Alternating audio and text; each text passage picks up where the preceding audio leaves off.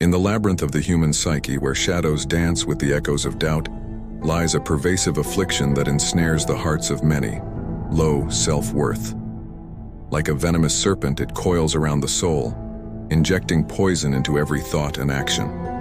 But fear not, for there exists a remedy, a salve for the wounded spirit.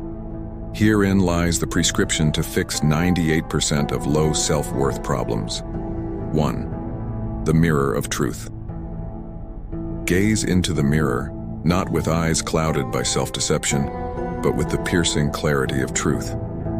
See beyond the surface, beyond the flaws and imperfections. The crucible of acceptance. In the crucible of acceptance, forge the steel of resilience. Stoicism beckons you to embrace your flaws, not as chains that bind you, but as facets of your humanity.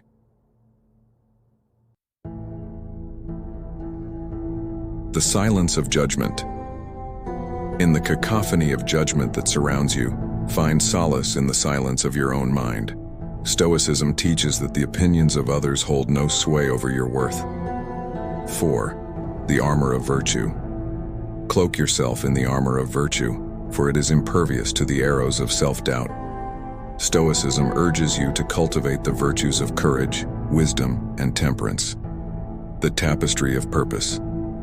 Weave the threads of purpose into the fabric of your existence. Stoicism teaches that true fulfillment arises from living in accordance with your values. 6. The symphony of self-compassion. In the symphony of life, be gentle with yourself, for you are but human.